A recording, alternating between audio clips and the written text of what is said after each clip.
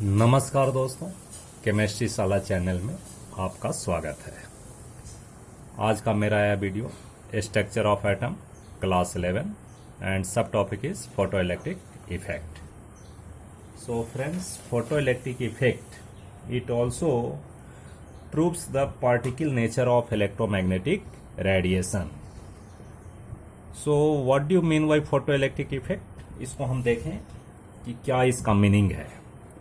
ठीक है दोस्तों, और किस तरह से ये प्रूफ करता है कि इलेक्ट्रोमैग्नेटिक रेडिएशन का पार्टिकल नेचर होता है। तो first of all we define in simple language of photo electric effect. कहता है when light falls on metal surface, there is ejection of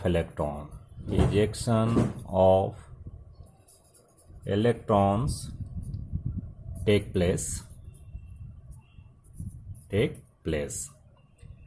This phenomena is called photoelectric effect. तो ये दोस्तों जानना है। जैसे मान लीजिए कि ये मेटल सरफेस है, suppose this is metal surface, and इसमें हम लाइट को फॉल करा रहे हैं। लाइट क्या है भाई? Light this is electromagnetic radiation. ठीक है कि नहीं? Electromagnetic radiation. और इसकी एनर्जी क्या होती है? इक्वल टू एच न्यू, जो कि मैंने आगे वाले वीडियो में देखा है। तो जैसे ही ये एनर्जी आएगी तो एनर्जी आएगी इसमें क्या होएगा भाई कि ejection of electron takes place from metal surface. ये मेटल सरफेस से इजेक्शन ऑफ इलेक्ट्रॉन होगा। इसलिए मेटल से होता है कि metals are electropositive in nature, इसका आयनाइजेशन एंथैल्पी भी कम होता है।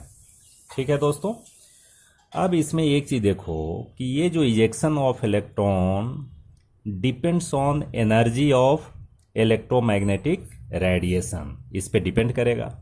ठीक है भाई, तो सबसे पहले एक चीज ये आपको देखना है कि इसको हम कैसे देख सकते हैं कि actually electrons are ejected by means of a figure.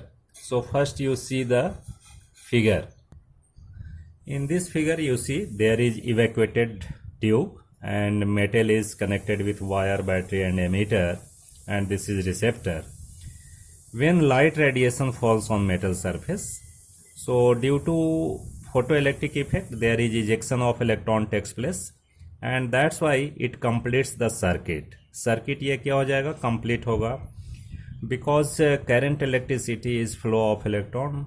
So here electron is flowing from metal surface to this receptor, and emitter shows deflection. It proves that when light radiation falls on metal surface there is ejection of electron. तो इसको हम photo electric phenomena को हम समझ सकते हैं, photo electric effect. Right, next threshold frequency, it is denoted by new not. ये बहुत ही इंपॉर्टेंट है थ्रेशोल्ड फ्रीक्वेंसी, और समझना बहुत जरूरी है। देखो दोस्तों, मिनिमम फ्रीक्वेंसी ऑफ रेडिएशन का minimum frequency that can just eject an electron from metal surface is called threshold frequency. ठीक है दोस्तों, यानी एक चीज आपको समझना है कि इलेक्ट्रोमैग्नेटिक रेडिएशन की एनर्जी किस पे डिपेंड करता है भाई? Energy depends on its frequency, as you know Planck's equation E equal to h nu. ठीक है, अगर मैं यहाँ न्यू नॉट लिखता हूँ, that means suppose this is your metal and the energy of this radiation is h nu naught. तो ये क्या करेगा भाई? न्यू नॉट क्या है? फ्रीक्वेंसी, उतना ही फ्रीक्वेंसी है जिसके कारण जो एनर्जी बन रही है। It can just eject an electron, को केवल इजेक्ट करेगा, इतना ही क्षमता रखता है। It has capacity just to eject an electron, electron को इजेक्ट करने की ही क्षमता है, और इलेक्ट्रॉन को और कुछ ज़्यादा एनर्जी नहीं दे सकता। राइट, तो एक चीज़ बताइए कि अगर मान लो कोई फ्रीक्वेंसी अगर हम लेते हैं, अगर कोई फ्रीक्वेंसी लेते हैं जिसकी एनर्जी, कोई रेडिएशन लेते हैं, सॉरी, उसकी एनर्जी एच न्यू है and it is greater than h nu not for a particular metal. Suppose this is your metal, x metal है, दिस इज एक्स। अब क्या होगा भाई, इसमें एच न्यू नॉट यानी frequency of radiation is more, that means energy is more. इस frequency, इस radiation का एनर्जी इससे ज़्यादा है। तो क्या करेगा कि इट इजेक्ट एन इलेक्ट्रॉन, ये इलेक्ट्रॉन को इजेक्ट तो करेगा भाई, and also some kinetic energy in electron also present due to more energetic radiation, यानी there is movement of electrons is observed. क्यों भाई? क्योंकि जो फ्रीक्वेंसी है ये थ्रेशोल्ड फ्रीक्वेंसी से ज़्यादा है, दैट मीन्स इलेक्ट्रोमैग्नेटिक रेडिएशन, इसकी एनर्जी इससे ज़्यादा होगी। तो इलेक्ट्रॉन तो इजेक्ट हुआ and surplus energy means H nu minus h nu not, ये जो सरप्लस एनर्जी है it is converted into kinetic energy of electron, half mv², यानी ये इलेक्ट्रॉन में काइनेटिक एनर्जी आ जाएगी। वो कितना एनर्जी आएगी भाई? Energy equal to h nu naught minus h nu naught. So friends, this is equation कि अगर मान लो थ्रेशोल्ड फ्रीक्वेंसी आपको पता है, ठीक है दोस्तों, एच की वैल्यू आपको पता होना चाहिए, तो हम काइनेटिक एनर्जी और वेलोसिटी ऑफ इलेक्ट्रॉन हम लोग फाइंड आउट कर सकते हैं बाय यूजिंग दिस फॉर्मूला। क्या हो जाएगा भाई? H nu minus nu naught, this is equal to half mv²।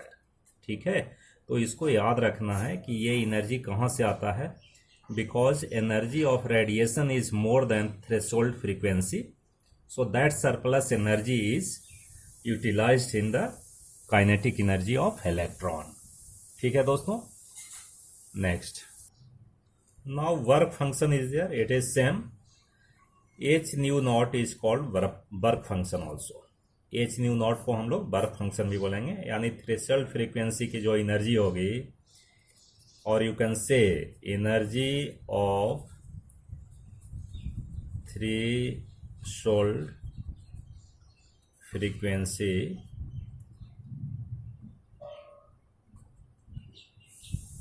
Radiation is called work function. ठीक है, work function. Now how it proves the particle nature of electromagnetic radiation. हम लोग कैसे prove कर सकते हैं? By means of photoelectric effect that electromagnetic radiation behaves as particle nature. तो friends यहाँ देखिए, दो चीज़ देखिए, बहुत ध्यान से समझना है इसको। ये मान लो मेटल सरफेस है and same metal is there. अगर मान लो कि एक इलेक्ट्रोमैग्नेटिक रेडिएशन, मैं ऐसा लेता हूँ, and its frequency is h nu, its energy is h nu. ठीक है दोस्तों, and this h nu is greater than h nu naught, so definitely ejected electron having some kinetic energy, इसमें कुछ kinetic energy होगा, ठीक है कि नहीं? अगर मान लो हम एक और रेडिएशन, अब इसका हम एच न्यू 1 रख दिया, now you are increasing the frequency of radiation, suppose h nu 2 and nu one is less than nu 2। बढ़ा रहे हैं भाई, बढ़ा रहे हैं फ्रीक्वेंसी, तो एनर्जी बढ़ा रहे हो, तो क्या होएगा भाई? और दूसरा इलेक्ट्रॉन नहीं निकलेगा, इलेक्ट्रॉन एक ही निकलेंगे, but kinetic energy is definitely more than previous से पहले होगा, इसका काइनेटिक एनर्जी ज़्यादा होगा, इससे काइनेटिक एनर्जी इसका ज़्यादा होगा। ठीक है, अब बताओ तो ये क्या शो कर रहा है कि डेफिनेटली ये जो इलेक्ट्रोमैग्नेटिक रेडिएशन है इट बिहेव्स एज पार्टिकल, चूंकि एक पार्टिकल आया और एक इलेक्ट्रॉन को निकाला भाई। अगर हम उस पार्टिकल की एनर्जी बढ़ाया तो उसका काइनेटिक एनर्जी बढ़ गया। If it acts as wave then definitely first electron is ejected, then continuously second electron is ejected, third electron is ejected, right? So this phenomena or this effect or this increase in kinetic energy by increasing frequency of radiation proves the particle nature of electromagnetic radiation. अब ये जो quantized energy जो आ रहा है, जो एक electron को निकाल रहा है, इसको हम लोग फोटोन भी कहते हैं भाई। This quantized energy is also called photon. ठीक है भाई, तो एक तो बात ये समझना है। अब देखो, अगर मान लो कि if you increase the intensity of electromagnetic radiation, तो इलेक्ट्रोमैग्नेटिक रेडिएशन की इंटेंसिटी बढ़ा रहे हो। जैसे मान लो कि एच न्यू का ये है, एच न्यू, एक और फ्रीक्वेंसी डाल दिया, intensity you are increasing the intensity, more than one radiation is there. तो यहाँ जो इजेक्टेड इलेक्ट्रॉन होगा, number of ejected electron increases. इस नंबर ऑफ इजेक्टेड इलेक्ट्रॉन को हम फोटो इलेक्ट्रॉन भी कहते हैं भाई। यहाँ नंबर ऑफ इलेक्ट्रॉन्स इंक्रीज हो रहा है, these photo electrons increases, photo electrons ये बढ़ रहे हैं। क्यों बढ़ रहे हैं भाई? तो ऐसा सोचो कि नंबर ऑफ पार्टिकल बढ़ा रहे हैं भाई। Electromagnetic radiation behaves as particle, तो if you are increasing number of particle, तो नंबर ऑफ पार्टिकल बढ़ा रहे हो तो number of ejected electron increases. तो it also shows the particle nature of electromagnetic radiation. तो दो चीज हुआ भाई, दो चीज यहां निकल कर आया। First one is by increasing the frequency of electromagnetic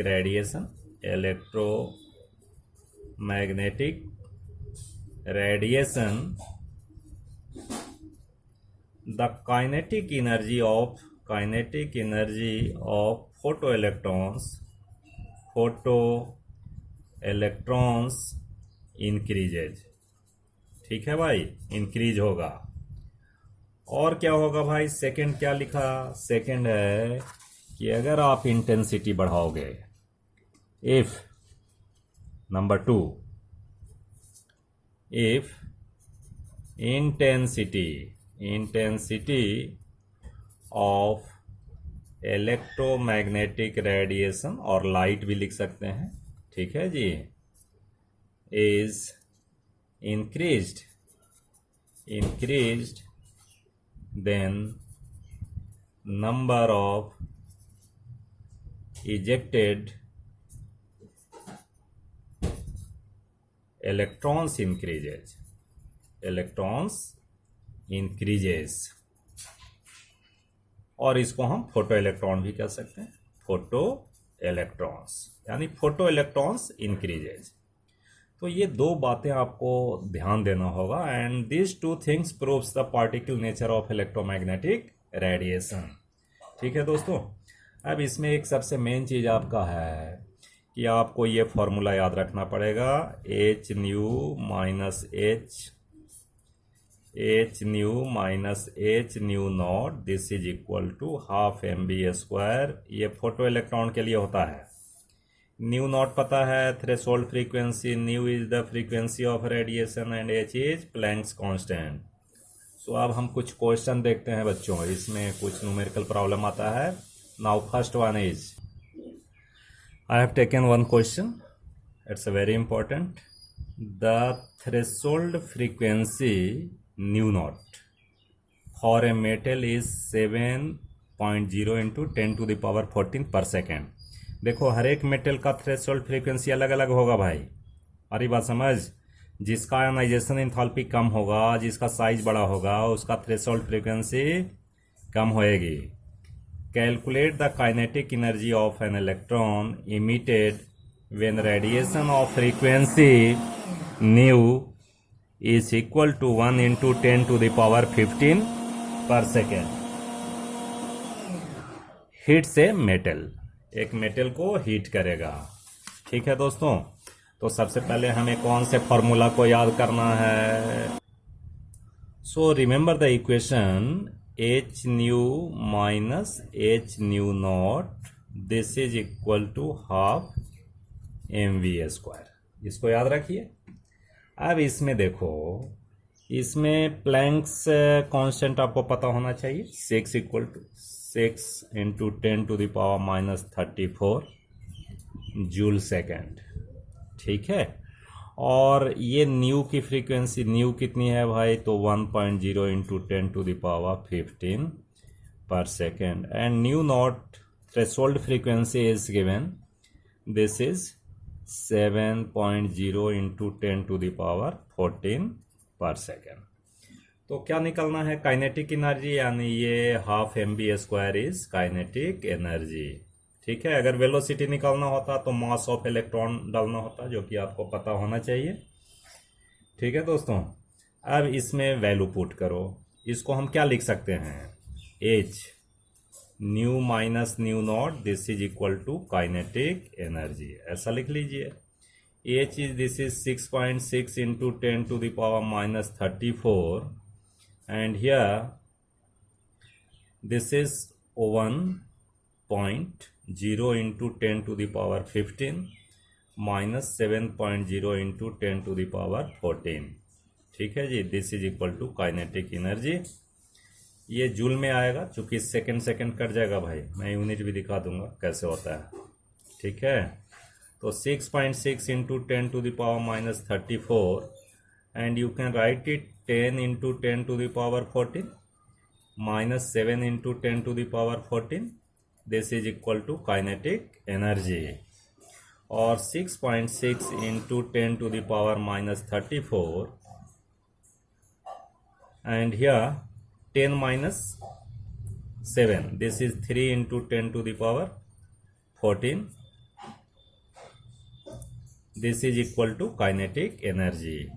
और 6.6 into 10 to the power minus 34 into 3 into 10 to the power 14, this is kinetic energy and it is in joule। अब इसको आप कैलकुलेट कीजिए तो ये आएगा आपका 1.988 into 10 to the power minus 19 joule. ठीक है दोस्तों, सो इस तरह से हम ये क्वेश्चन करते हैं। और भी क्वेश्चन आ सकता है, जैसे देखो मैं फीडबैक दे रहा हूँ कि क्या आ सकता है। कभी कभी वेलोसिटी निकालना होगा तो मास ऑफ इलेक्ट्रॉन आपको भरना होगा। ठीक है जी, तो 9.1 into 10 to the power minus 31 kg वो डालना होगा। तो इस तरह से आप काम कर सकते हैं। ठीक है दोस्तों, तो और भी न्यूमेरिकल प्रॉब्लम होगा, वो आप ट्राई करके देखिएगा, आपको बिल्कुल बात समझ आएगी। ठीक है, अगर वीडियो पसंद आए तो लाइक शेयर सब्सक्राइब कीजिए। बहुत बहुत धन्यवाद।